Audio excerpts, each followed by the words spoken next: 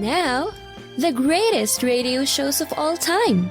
Suspense. The Shadow Node. Washington calling David Harding, counter-spy. Classic radio theater. The Great Gildersleeve. Fibber McGee and Molly. Dragnet. Gunsmoke. The Lone Ranger. Now, step back into our time machine with your host, Wyatt Cox. Good evening, friends of the Inner Sanctum. Oh, Jimmy in Boston has the tingles today, don't you know? Because we have an episode of Marie Wilson as my friend Irma from 74 years ago, January 10th, 1949. And we thank you for tuning in. On this Tuesday edition, this is the 10th day of January, 10th day of the year, 355 days remaining till we get to 2024. Thomas Paine published Common Sense on this date in 1776. African-American slaves in Louisiana rebel into parishes in 1811. Florida seceded from the Union on this date in 1861. J.D. Rockefeller incorporated Standard Oil in 1870. The first great Texas gusher, oil discovered at Spindletop in Beaumont, Texas in 1901. The League of Nations held its first meeting and ratified the Treaty of Versailles ending World War I in 1920. The first General Assembly of the United Nations opened on this date in 1947 in London, 51 nations represented. In 1967, President Johnson reported in his State of the Union address the Vietnam War was not going well. I wish I could report to you that the conflict is almost over. This I cannot do. We face more cost, more loss, and more agony. For the end is not yet. I cannot promise you that it will come this year or come next year. Our adversary still believes, I think tonight, that he can go on fighting longer than we can, and longer than we and our allies will be prepared to stand up and resist. President Johnson on this date back in 1967.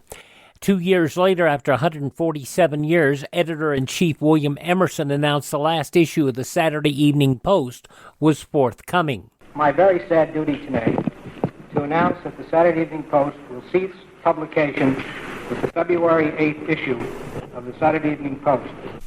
Post had been published weekly under the Saturday Evening Post title from 1897 until 1963, then bi-weekly until 1969. From the 20s till the 60s, one of the most circulated and influential magazines for the American middle class. In 1984, the U.S. and Vatican established full diplomatic relations. It was on this date in 1990, Time Warner formed from the merger of Time Incorporated and Warner Communications. The Sopranos aired its pilot episode on HBO in 1999. In 2000, America Online announced a merger to buy Time Warner for $162 billion, the largest corporate merger in history. In 2003, North Korea withdrew from a global treaty barring it from making nuclear weapons. And in 2005, CBS issued a damning independent review of mistakes related to a 60 Minutes Wednesday report on President George W. Bush's National Guard service.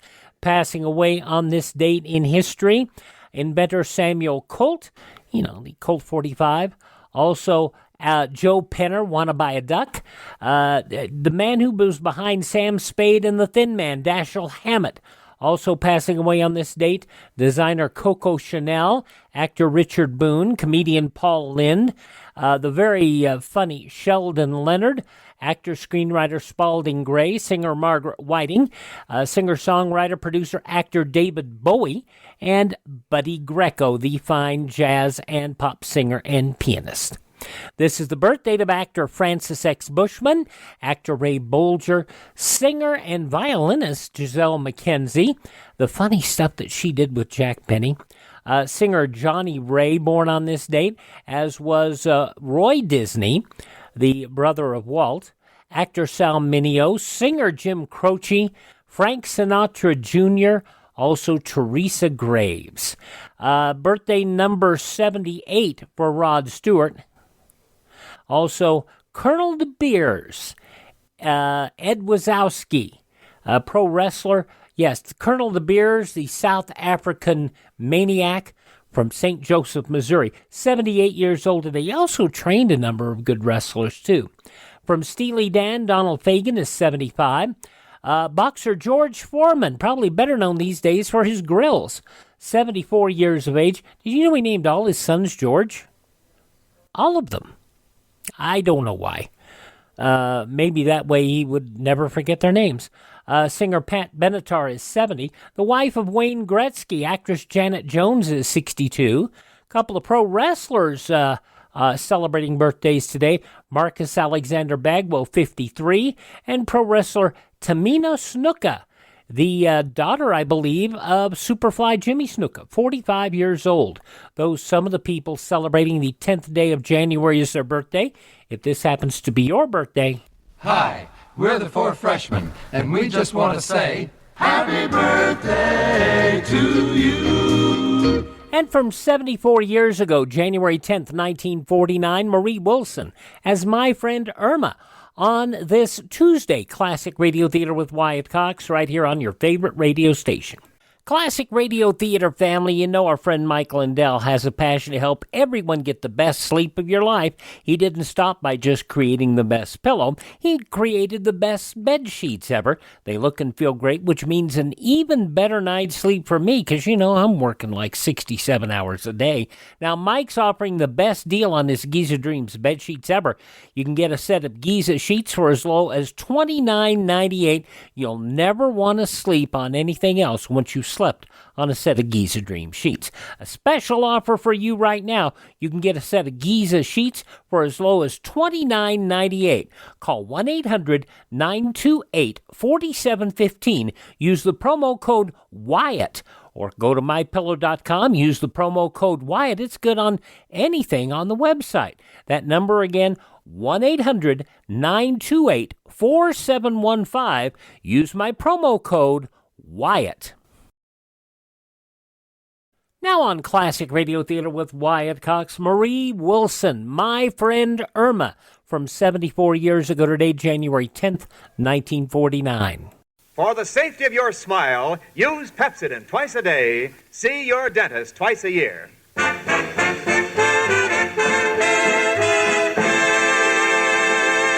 Lever Brothers Company presents the Pepsodent show, My Friend Irma, created by Cy Howard and starring Marie Wilson as Irma with Joan Banks as Jane.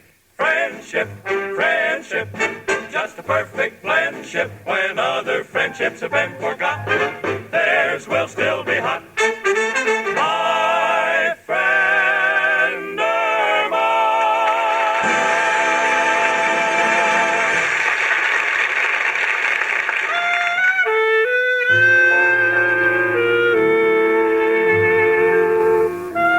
My name is Jane Stacy, and I live with Irma Peterson, and believe me, it's a problem. I won't say she's stupid. I'll just put it this way. I told her that fish was brain food, so for 3 weeks she's been on a diet of fish, fish, fish. And you know what the result is? She now has the IQ of a sardine. But don't get me wrong, I really love her. It's just that there are times when, well, for instance, the other day I sent her to the store for a pound of drip coffee. She brought it back in a hot water bottle. Oh, well, as they say, patience is a virtue.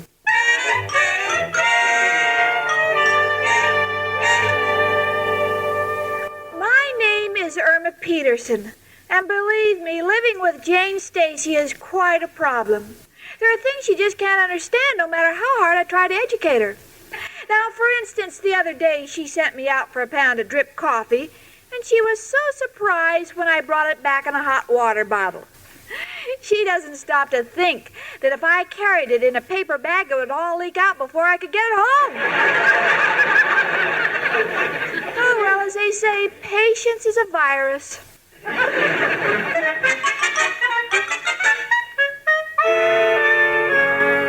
Oh, well, Irma and I may differ in points of view, but right now we have a problem in common. What is it? A complete shortage of that exquisite commodity known as men. Irma cleaned house first. She gave Al the air for a new boyfriend, but the new boyfriend is afraid of Al, so now neither of them comes around. I, on the other hand, have just quarreled with my guy, Richard Rhinelander. So, here the two of us sit, without boyfriends, like two old maids. Irma. What, Jane? Honey, don't sit there like the world has come to an end just because you have no boyfriend. But, Jane, a girl is supposed to have a fella. That's why girls put perfume on themselves. To attract men, that's known as animal instinct. Beg pardon? Oh, what's the difference? I'm too miserable to speak. Irma, your thinking is all wrong. Many women have lived rich, full lives without men. Famous women. Name one. Well, there was a... No, she liked children too much. Let me see. Oh, I know. Florence Nightingale. That's different. She had her singing to keep her busy. And she's just one. No, there are many. What about Joan of Arc? She's in the movies. I'm talking about plain working girls like me who get lonely at night. But we don't have to kill ourselves just because we haven't any men. Oh, Jane, you're such a child. Love is the only thing that counts. Believe me, Irma, men aren't the only things in the world. A girl can have other interests. What, for instance? Well, there must be something. Certainly. We can take up a hobby. A hobby? Yes, many women take up hobbies. Well, do you think you could find one for me? Why, sure, honey. Do you have any idea what you want? Oh, I'm not too particular as long as he's fairly tall and a good dancer. No, Irma, I said hobby, not hubby. Now, I want you to face this thing honestly. Who has made you cry almost every night? Al. And who always embarrassed you wherever you went? Al. You see what I mean? He gave you 2 years of misery. Yes, that's right. Oh, why are you crying? Oh, misery loves company, and now I'm not keeping company with anybody. Irma, don't be silly. You and I have been kicked around a little by the opposite sex, and I think we ought to call it quits. Show our independence. What do you mean, Jane? Well, we'll just busy ourselves with other things. We'll forget all about men for a while. Not even mention men. Right, Irma? All right. Then it's an agreement? Right. Let's shake on it. Man to man. No, Irma, we don't even mention the word. From now on, our lives are centered around our hobbies. Oh, come in. It's only me, Professor Kropotkin. Hello, Janie and Irma, my two little busy bees. One with her mind on her work, and the other with a mind that doesn't work. Why, Professor? Excuse me, Janie. A little joke I got stung with. Professor, you're just the man we want to see. Irma and I want to take up a hobby. Yes, and you have so many. You play the violin, the Spanish castanets, and... Castanets? I don't play castanets. But I've heard you many times. Oh, my darling, that isn't castanets. It's just that when I sit in my room, my teeth chatter. Oh, Professor, I'm sick and tired of hearing you complain. Your room isn't that bad. Oh, no?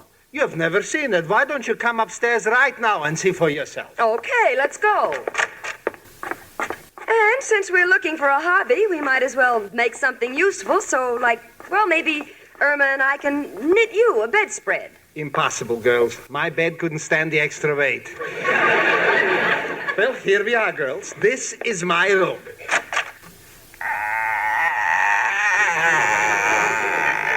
Shall we go in? All right. Everybody take 2 giant steps. Oh, that's child's game. Yes, it's a child's game, but if you want to live to be an old lady, you better do it. There's a hole in the floor. Well, Professor, I can see your touches here and there. That's a nice painting you have on the wall. That is no painting. That's the lady next door. Mrs. Horowitz, you mind if I draw the curtains? I got company. Thank you. Well, girls, how do you like it? Janie, would you mind standing sideways so Irma can come in and look? Come in, Irma. My, it's dark in here. Do you mind if I raise this shade? Stop, Irma. Don't pull that. That's the wallpaper. Oh, excuse me, girls. What kind of a host am I? Let me get you something. Oh, no, thanks. I just like a little cold water. Oh, that's easy. Open your mouth and pull the cork out of that pipe. No, the small cork. The big one is for the shower. Gosh, I've never seen a room like this. What period is it? Oh, early English, I think. Janie, are you familiar with the period of the English and the French colonial wars? Yes. Well, this is where they fought. So, thanks for volunteering, girls, but unless your hobby happens to be blasting, there is nothing can be done for my own. Oh, well, we wanted to help you, Professor. Oh, bless you, my darlings, but be smart. If you girls want a hobby, go down to the hobby shop, and they will give you wonderful ones. Say, that's a good idea. Come on, Irma. Want to walk with us, Professor? No, thank you. Mrs. O'Reilly is coming up, and we both have a hobby. Oh, what is it? She likes to tell me how young she is, and I like to sit and count her chins. Run along, girls.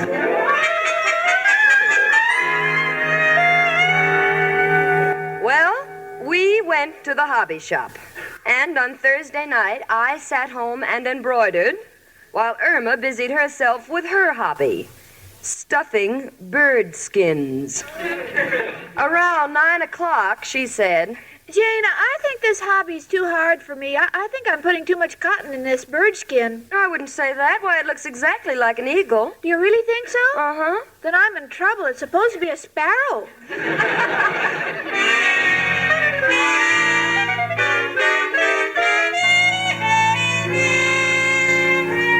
The following morning, we decided to look for a different hobby.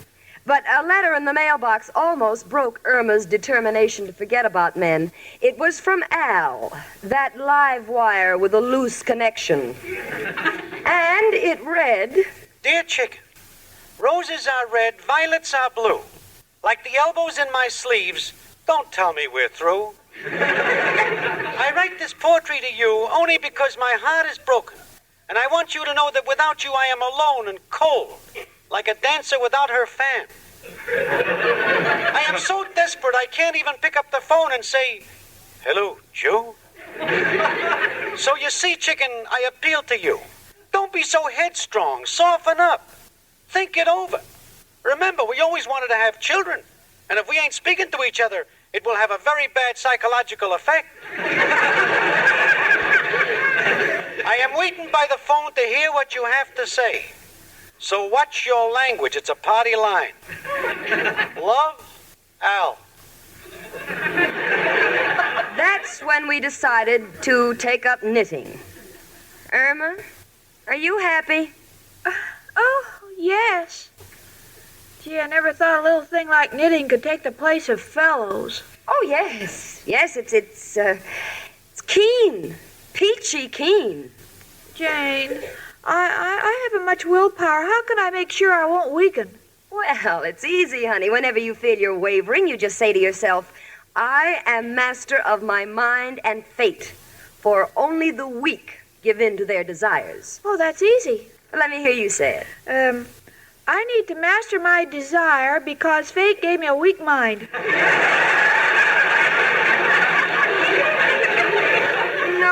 No, Irma, forget it. Just dismiss the thought of fellows. Oh, I already have. I never think of men. Do you, Jane? Me? Oh, why, no. We were silly to waste so much time with them. We could have been knitting.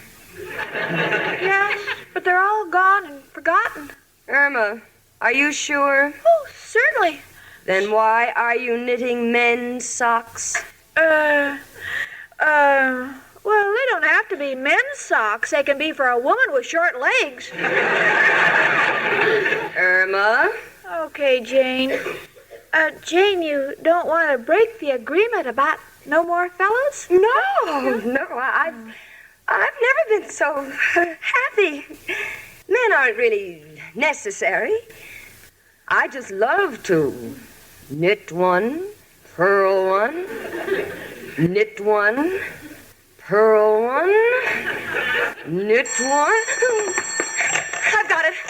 That wasn't fair. You tripped me, Jane. Hello? Jane? Yes, Bessie. What is it? Jane, you know that fellow you met New Year's Eve at my house, Gordon McLean? Yes? Well, he says he'd love to call on you tomorrow night. Are you interested? Oh, well, I'd love to, but there are complications. If you meet me at the beauty parlor in 5 minutes, we can discuss aforementioned, M-A-S-C-U-L-I-N-E. Goodbye. M-A-S-C-U-L-I-N-E. Oh, Jane, you're wasting your time. Mussolini is dead.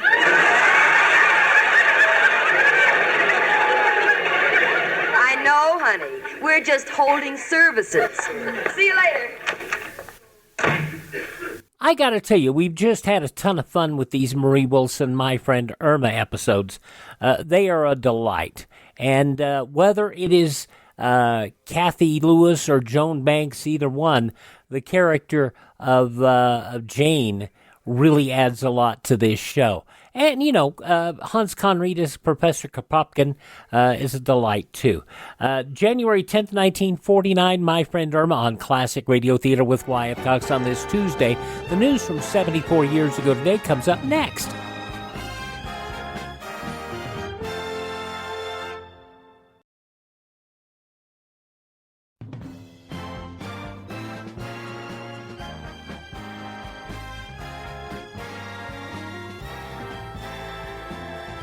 And thank you for tuning in to Classic Radio Theater with Wyatt Cox here on your favorite radio station. We're listening to an episode of My Friend Irma starring Marie Wilson as it was originally broadcast on Monday, January 10th, 1949. In the newspapers of that Monday 74 years ago, these were some of the headlines. President Truman handed Congress a record $41.8 billion peacetime budget, half of it to wage the Cold War with Russia. And he warned the price of bulwarking freedom in the world is going higher still. The spending program Mr. Truman chartered for the 12 months beginning next year is $1.678 billion, higher than this year's, also a peacetime record. Still to come is the cost of rearming Western Europe, a step the president said he will propose before the year is out to boost the total still further. Britain appeared Monday to be massing martial strength behind her Arab allies as she concentrated warships and troops in the tense Mediterranean. The move comes on the heels of Britain's strong protest to Israel against the shooting down of 5 RAF planes Friday. Britain's protest was contained in a brief memorandum handed to a representative of the Israeli Foreign Office at Haifa by British Consul General Cyril Marriott. The protest stated that Britain reserves all her rights, both with regards to claims for compensation and to all possible subsequent action. Chiang Kai-shek's government, struggling to hold China against communism, was silent Monday on reports the Big Four had been asked to mediate the Civil War. Unofficially, but usually correct sources, say the U.S., Britain, France, and Russia have been asked to send a settlement and to seek a settlement of the 3-year-old war which the nationalists have been losing to the Reds. Some sort of diplomatic move was in the wind, observers said. Ambassadors from the U.S., Britain, and France were called to the Foreign Office late Saturday. The Russian ambassador, who is ill, was contacted later, according to sources. President Truman appeared Monday to have put Dean Acheson on about the hottest possible political spot with his nomination for Secretary of State. Acheson, lawyer and experienced diplomat, may have been plunged into the middle of a Democrat battle that is just getting underway for that party's 1952 presidential nomination.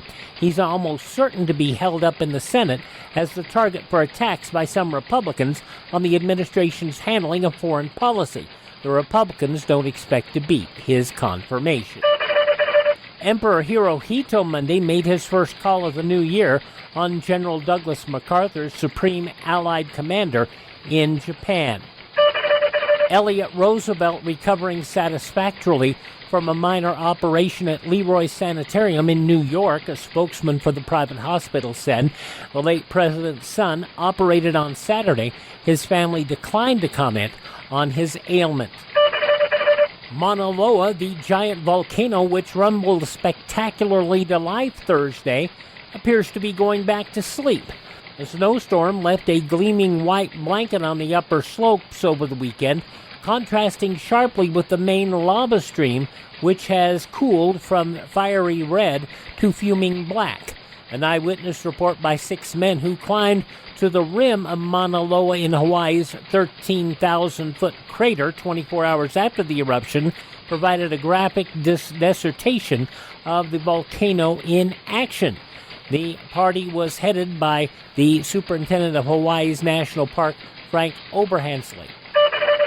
A total of 27,658 cases of infantile paralysis were reported in the U.S. in 1948, making it the second worst polio year in the U.S. history of the disease.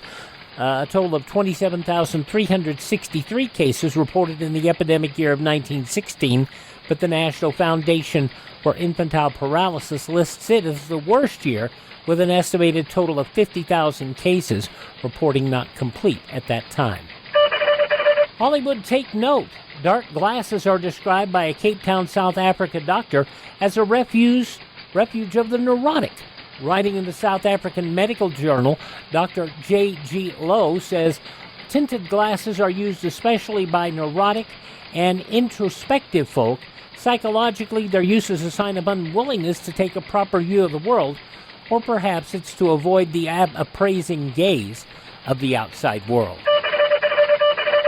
Those some of the day's top news stories as reported in the newspapers of Monday, January 10th, 1949. On your radio, 74 years ago today, My Friend Irma, starring Marie Wilson, here on Classic Radio Theater with Wyatt Cox. Knit 1, purl 1, knit 1, purl 2, knit... Hello? No, this isn't the YMCA. I wish it was. Well, thanks anyway. Goodbye. Knit 1, purl 1, knit 1, purl 2, knit... Come in? Hello, Irma. Oh, hello, Mrs. O'Reilly. Irma, what are you doing sitting there and looking so gloomy? Oh, I have a hobby now. You see, Jane and I have an agreement not to have anything to do with the opposite sex. Well, I'm glad to hear it. So many men have said that to me. Oh, here, Irma, darling, this telegram came for you. Oh, let me see.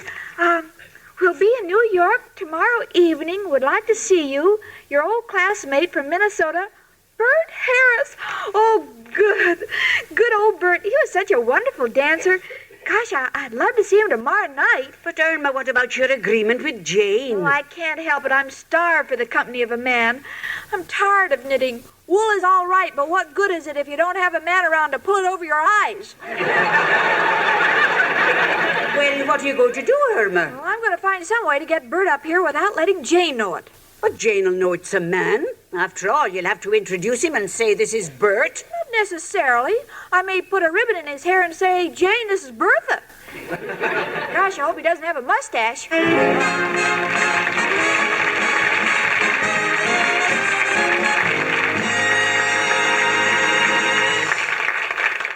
From 74 years ago, January 10th, 1949, My Friend Irma on Classic Radio Theater with Wyatt Cox.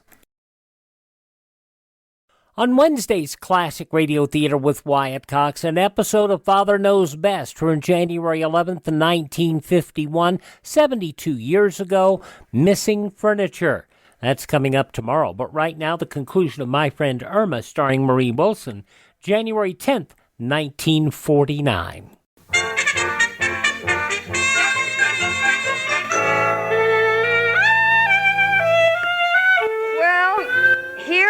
At the beauty parlor, feeling miserable. Why? Because I let Betty talk me into meeting Gordon McLean. Gee, I double-crossed Irma, and I feel like a Benedict Arnold. I'm so nervous I can't even sit still for a manicure. Jane, if you don't keep your hands still, I won't be able to finish your manicure. Why are you so nervous? Oh, I've got myself in a fine mess. Irma and I agreed to substitute hobbies for men, and I have a fellow calling on me tonight. You're in a spot, Jane, but believe me, hobbies is nothing compared to fellas. I used to collect pictures of baseball players, but just to have one to bat you around is better than all the pictures in the world. Tell me, how you going to fool Irma? Oh, well, I've already taken care of that. You see, when Mr. McLean comes over this evening, I'm going to introduce him as my hobby instructor. And we'll talk about rocks or something. But ain't you afraid that Irma will get wise? Oh, no, not Irma. She's so naive. And I wouldn't want her to lose faith in me, so please, Hilda, don't mention this to anyone. Look, Jane, I take an oath. I should drop dead or remain an old maid. I'll give you your choice. Jane, believe me, as sure as my name's Hilda Mason, I won't breathe a word of it to anybody. Goodbye.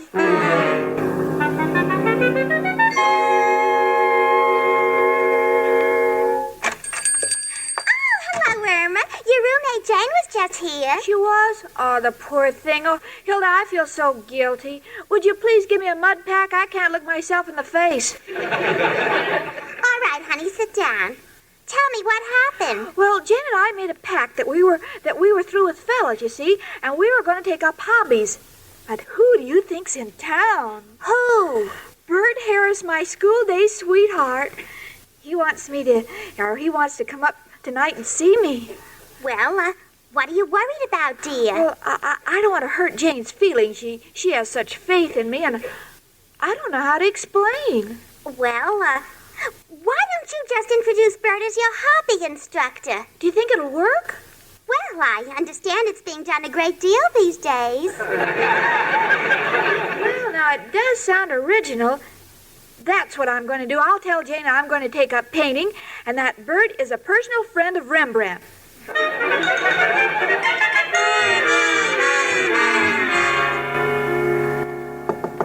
Come in. It's only me again, Janie. You sent for me? Yes, Professor. I thought perhaps you might be able to help me out. I need some stones and rocks. Stones and rocks? Janie, darling, you don't have to become violent. When Mrs. O'Reilly comes for the rent, just tell her you haven't got it. Professor, be serious. I need some stones in connection with my new hobby. Aha. Janie, I'll be glad to help you. I'll go get the rocks. Where will you find them? I'm sure there must be a couple in my mattress. Goodbye. Now, where's that book of knowledge? Oh, rocks are a solid formation of inorganic matter and are to be found... Hello, Jane. Oh, hello, Irma. My, you look pretty. You look pretty, too. Oh, well, thank you. Isn't it funny how we got dressed up for our hobbies? Yes. Yes, it is funny. Well, what else is new? Nothing. What's new with you? Nothing. Well, that's nice. Fiddle-dee-dee. Yes, indeed. Fiddle-dee-dee. I can't get over it. Here it is Saturday night, and normally both of us would be breaking our necks to get a date. Yes, that's true. Aren't you glad we're not normal? Yes, Irma. By the way, Irma, did you hear that I gave up knitting? You did? Yes. I have a new hobby. Rocks. Oh, what a coincidence. I have found a new hobby, too. I'm taking up painting. Painting? Oh, well, that's wonderful, Irma. And say, I have a great idea. Since you're interested in painting, why don't you go over to Central Park and study the view? You don't have to come home until Oh, well, after midnight. I was thinking since you're interested in rocks, why don't you go out now and find some? Well, no, Irma, no. I want to stay in tonight. So do I. Oh. Fiddle-dee-dee. Double in spades. By the way, Irma, you have no idea how intensely interested I am in my new hobby. And just for scientific purposes, I'm having a man come over tonight who knows all about rocks. A convict?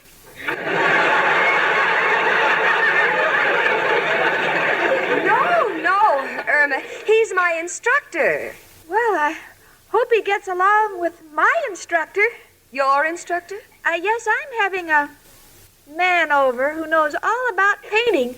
I think he's going to bring his brush and weasel. Well, how nice. Jane, this doesn't in any way break our agreement, does it? Why, of course not. Jane, is my lipstick on straight? Not that I think of Bert as a man, but you know, artists are interested in paint. Oh, yes, I understand, dear. Is my dress on straight? Not that I think of Gordon as a man, but it's just that in his line of work, they're interested in formations. Come in. Good evening, Jane. Oh, hello, Gordon. Come in. This is my roommate, Irma Peterson. Irma, this is my instructor, Mr. McLean. How do you do? Oh, pleased to meet you. I'm sorry I didn't know you were coming. I would have bought some rock candy. I beg your pardon? Irma knows all about your hobby. My hobby? Yes, rocks. Rocks. Oh, to be sure, rocks. Yes, indeed. Rocks, yes. Yes. Oh, that must be my instructor, Mr. Harris. Come in. Well, here I am. Bert, what have you got there? It's an oar. An oar? I couldn't bring a canoe, and you said on the phone that I was to pretend I was your hobby instructor. But you were supposed to say your hobby was painting. Painting? We must have had a bad connection. I thought you said punting. Oh, Irma. Jane, now you know the truth, and I didn't want to hurt you. I didn't mean to break our pact, but I was so lonesome for a man, I was willing to take anything.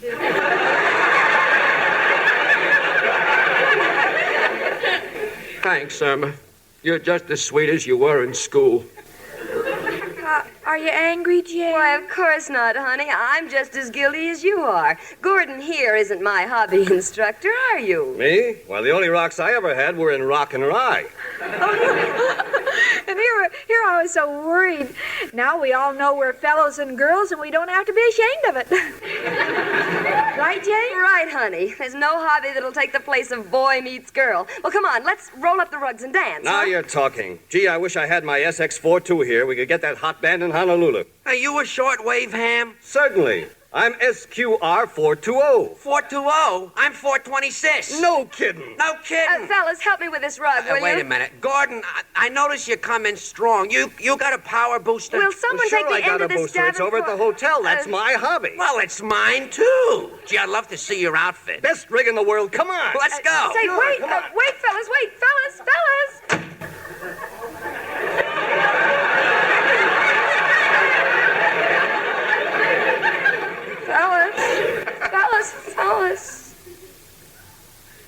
Jane, do you have any wool left? Yes, honey. Knit one. Pearl one. Knit one. Pearl one. Drop one.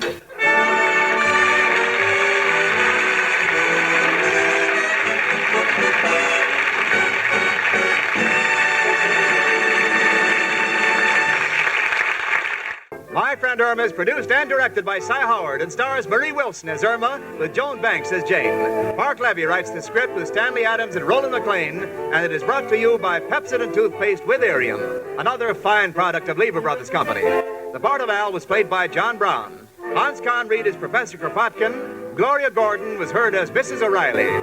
Music was under the direction of Bud Gluskin. This is Wendell Niles speaking. In the book Not So Dumb, The Life and Career of Marie Wilson by Charles Tranberg, Wilson said she was afraid of the microphone. Of course, you would never guess it from the way she played the amazing Irma Peterson. And I love the title of the book, Not So Dumb. She was in a number of motion pictures, not in any real starring roles.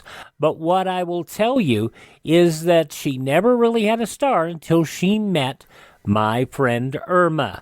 The radio show ran from 1947 to 1954, and then in a couple of motion pictures, 1949's My Friend Irma, and the 1950 motion picture, My Friend Irma Goes West. I wonder if Jimmy would give us a motion picture critique of those movies. Of course, I guess he'd be a little biased on that. Marie Wilson, My Friend Irma, as it was originally broadcast January 10th, 1949, 74 years ago today, here on Classic Radio Theater with Wyatt Cox. Thanks for making us a part of your day. Thank this station. Support their advertisers. It's their kindness and courtesy that allow us to be with you each and every time we roll around here on your favorite radio station. If you miss a day, you will not have to miss a single show. All of our shows are available on demand at classicradio.stream. That's classicradio.stream. Stream our shows. Learn about building a classic radio collection of your own. You can contact me there. Find our social media links. And if you'd like to help support us, in addition to our quest to find additional classic radio theater collections to bring to you here, and also to help us support our distribution links, use the Buy Me a Coffee link. That's at classicradio.stream. Classicradio.stream. Have yourself a great Tuesday. Thank this station. Support the advertisers. Tell your friends that great radio shows are right here at this spot on the dial. Classic Radio Theater with Wyatt Cox on your favorite radio station.